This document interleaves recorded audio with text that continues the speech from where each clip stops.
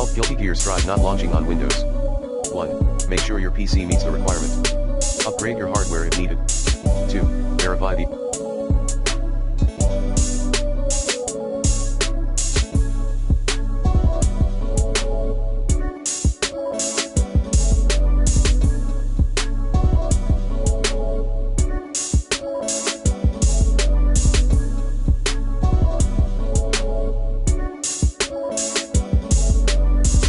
integrity of your game files in Steam.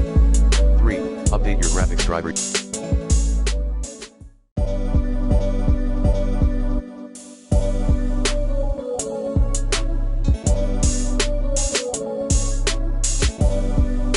Using the recommended Avast driver updater in this video guide. 4. Check if your system is up to date.